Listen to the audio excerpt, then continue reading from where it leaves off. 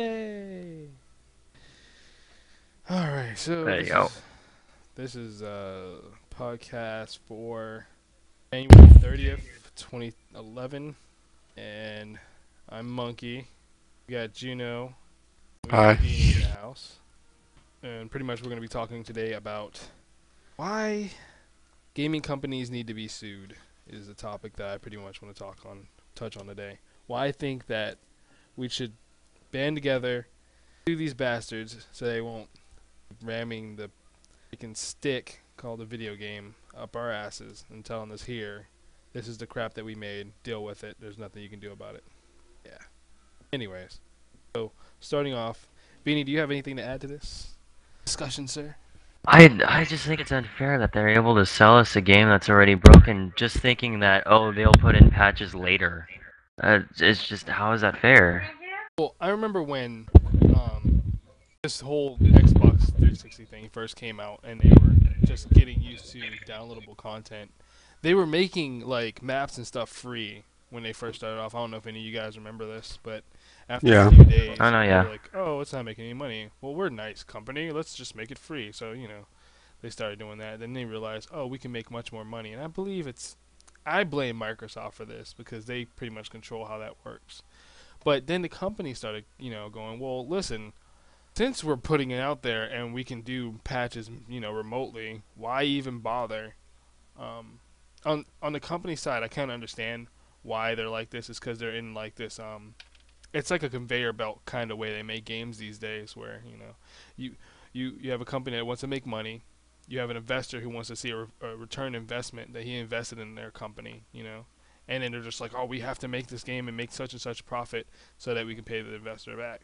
So they're forcing them to making conveyor belt games, and then going, "Oh fuck, we're gonna make the deadline. Well, fuck it, just throw it out there, and we'll deal with it later." And some of the times they don't even do that. They take it for example. What's that one game that never ever gets updates? Battlefield is a good example. Battlefield Bad Company. Um, GTA, they just gave up with GTA. There was a point where they were patching like every other week, and they just gave the hell up. Now mods and everything else runs rampant in that game, and it's just like, why why do you pay $60 for a game just to fucking see it go down the drain because of the developers not staying on top of things? Then again, what is the cutoff point for developers? Because they can't stick with a game for the rest of their lives. You know what I mean? That's not efficient or effective. But anyways, yeah, go ahead, Beanie. I'm sorry, ranting away. No, it's fine, dude. You're covering a lot of points. I mean, it's just, yeah, it's the developers not giving a crap about their game after they ship. It's just like all they care about afterward is profit.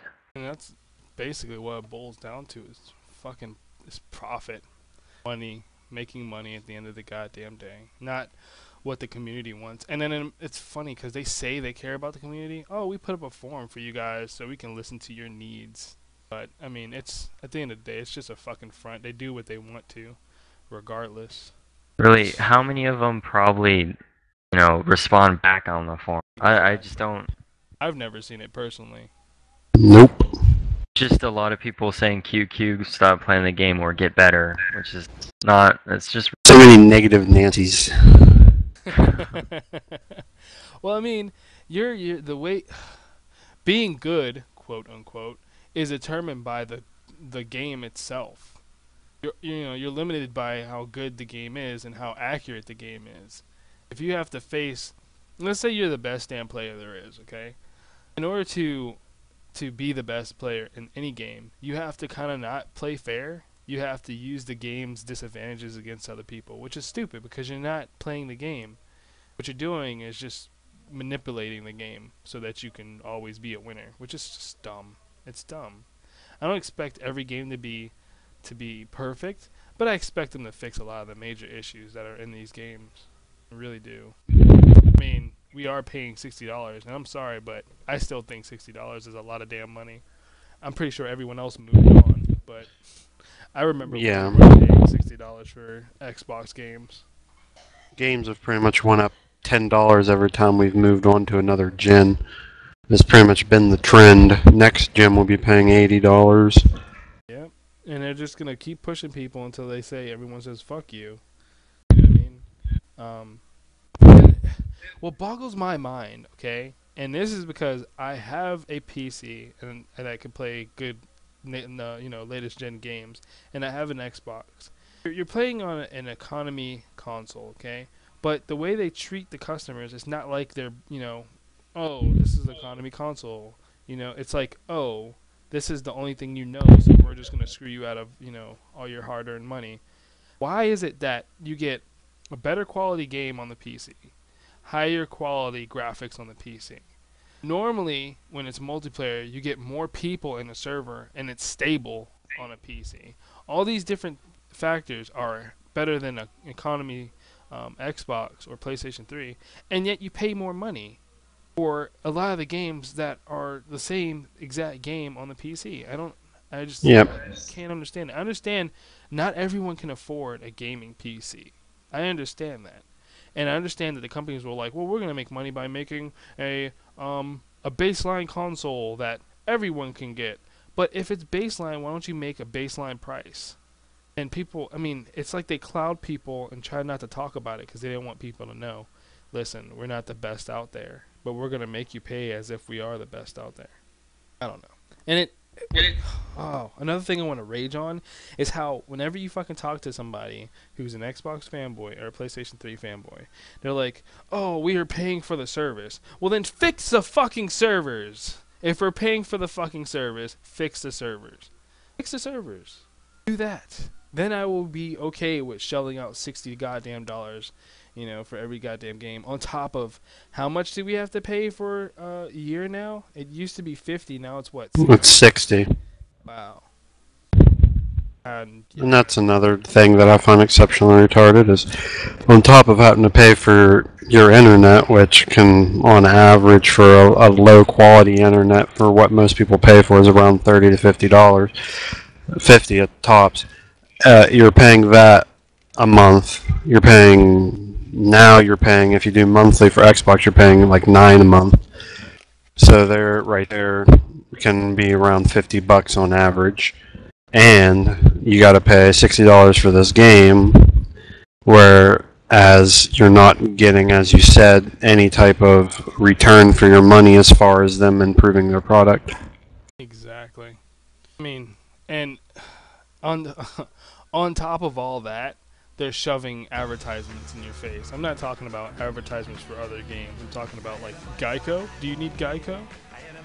Yeah, Geico. you're paying premium service for Xbox Live, and you're getting advertisements. It's just them trying to squeeze an extra few dimes out of you, and it's very stupid. And it's just them trying to make profit off of every little square inch they can.